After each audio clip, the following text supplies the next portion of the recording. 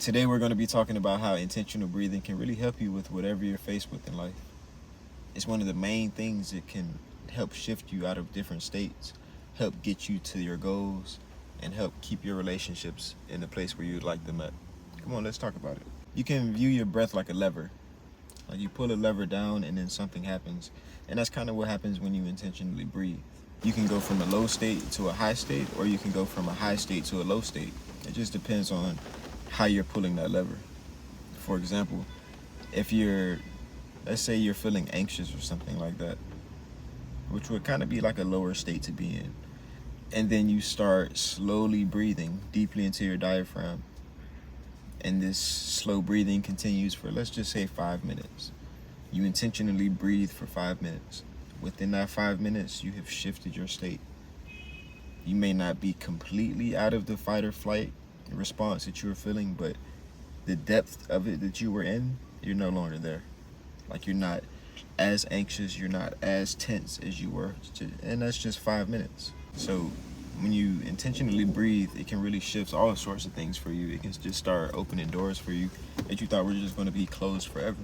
Intentionally breathing can get you a lot of the different things that you want.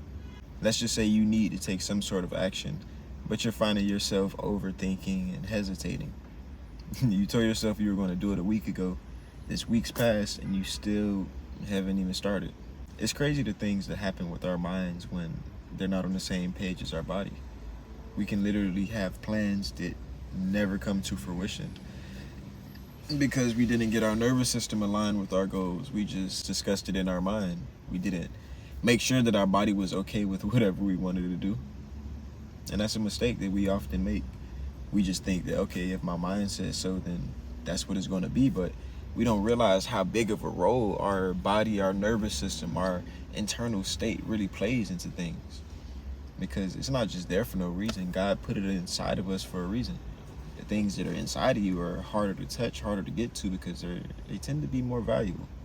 You see? It's a reason why it's there. It's literally a tool that you can use to shift between states.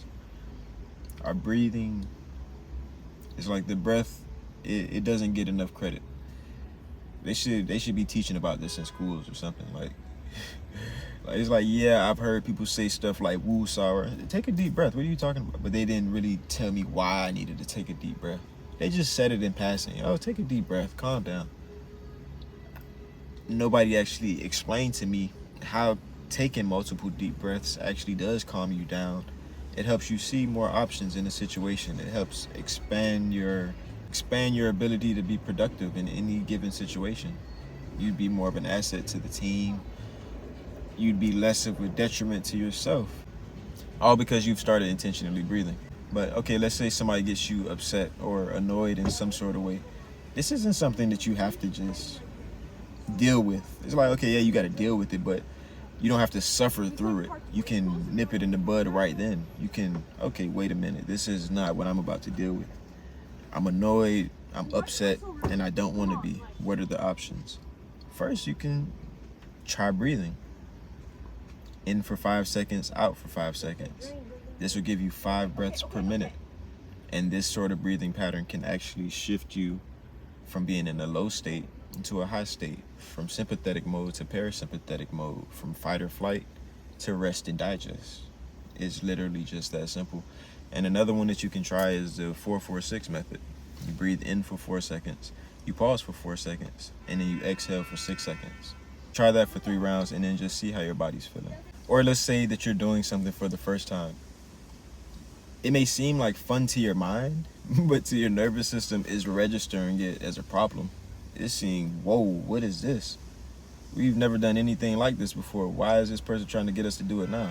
What is this? What's going on here? You usually do X, Y, Z. Why are we over here doing 1, 2, 3 right now? This is not what I'm trying to do. And your nervous system will shut down. It'll literally go into like a dorsal vagal mode, which is, I don't want to say it's worse than sympathetic, like that fight or flight response. It's just like another level that you don't want to really be at, because how the dorsal vagal works is like the parasympathetic mode. The parasympathetic response has 2 different states that it could be in, and that's ventral vagal and dorsal vagal. Ventral vagal is where you really want to be at, because that's when you're in the upbeat mood. That's when you can see options for what they are, instead of seeing reality all distorted because you're tense and not thinking clearly. Versus when you're in the dorsal vagal, this is when you've completely shut down.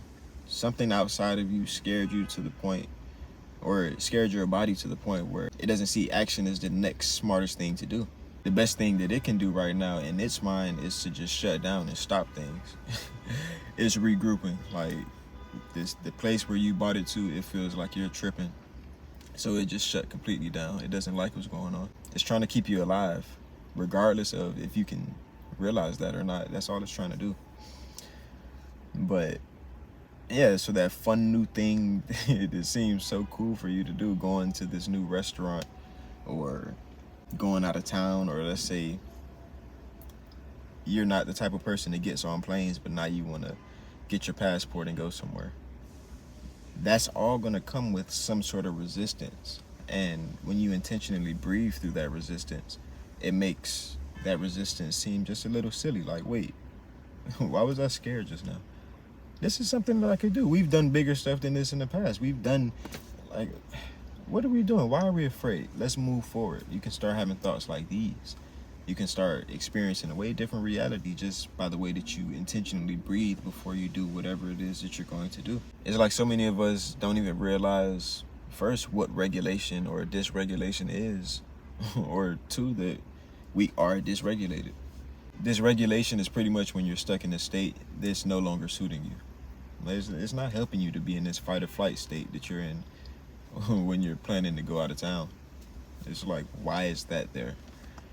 You're tense and scaring yourself before you've even left. You're still in the house, booking the tickets, and you're feeling fear. Like, you're actually feeling a difference in your body. Like, you feel heavy. You don't want to do this, and your nervous system doesn't either. But if this is something that you tell yourself you're going to do, then you can breathe through it and get your nervous system to feel like, okay, wait, it seems like they do want to do it. I think I want to do it too. You can finesse yourself into action. And that's really beneficial, because confidence usually comes from evidence. But if you don't have the evidence there for that confidence, that typically leaves people stuck and not wanting to move forward with that part of their life. And just kind of write it off as, okay, maybe it wasn't meant to be, even though they really yearn to do that thing. And I don't like seeing things like that. It's one of the reasons why I'm making these videos, so that I can help people to see what it is that they can do. Like, you have options in this world. You don't have to just feel down and out because you want to try something new, but you don't have the confidence to, so you're just going to not do it. No, you can acquire that confidence. It's like that confidence, it can come on the back end, but you can still build a system that'll help you move forward despite the confidence. Like, yes, that'll be cool to have the confidence, but not having it and still acting, isn't that good as well? Like, you're still getting whatever it is that you want to do done. And this is what I'm trying to get you to operate from. Like, yeah, the confidence is going to come. It's going to come as a result of the evidence. Like, as you continue putting in work, doing whatever it is that you want to do, the confidence will naturally come. But the effort that it takes to get to that confidence can come from you intentionally breathing yourself through whatever resistance that you might face. It doesn't just have to be difficult. It can be if you choose for it to be, but it doesn't have to be. It can be as simple as probably not just one breath, but that action of breathing intentionally, really setting time aside each day for this breath. If you regularly do that 5 by 5, the 5 seconds in, 5 seconds out, which basically equals out to 5 breaths a minute. If you regularly do that 3 times a day, morning, noon, and night, you will start to shift. You'll start to have this inner confidence. It's like, it doesn't matter if you have confidence in the field that you want to partake in at this moment. It doesn't have anything to do with your life. All you know is you're the type of person that gets stuff done. So you're going to go do it. It's just like another one of your tasks. Regulating yourself can be really beneficial. And I had no idea that we had this power to regulate ourselves until I was in my late 20s. And this is why I wrote The Big Race, because I feel like it's a crime that people don't know about this earlier. And I know that kids don't really want to read a lecture or like a informational sort of book. So I wrote a fun story that on a subconscious level acts as a gentle reminder to breathe when life gets challenging. And if you like that, The Big Race is in the description. You can go check it out. And also, it's a digital book, so as soon as you buy it, it gets sent to your email, and you can be reading it to your little one tonight. So yeah, go check that out for me. And while we're at it, if you've been liking the video, go ahead and like it and subscribe to my content. We're gonna have way more videos coming out expressing the benefits of this breathing and how it links to your nervous system. And yeah, so that's pretty much it for the day. Just going over the different reasons why intentional breathing is something that you might want to partake in, because it can help shift your state out of a bad one to a good one. Imagine if you're using it when you're already in a good state. It'll just help you go from good to great, great to excellent, excellent to bliss. You know, there's no limits with this breath stuff. You can really feel amazing. There's people out here feeling so much better than you are right now. It's not a competition, but just I want to let you know that there's more possibilities for you. If you haven't been in the best moods lately, if you haven't been able to move unless you're motivated or something like that, and if you get too fearful whenever trying something for the first time, remember that your breath can help you. Intentionally deep breathing will get you to shift that state and see whatever it is that you're facing for what it actually is. Just a task. It's just something to do. We can make it daunting. We can make it seem like, oh, it's just something to do. And then as soon as you can just see it as that something to do, it'll be way easier to get it done.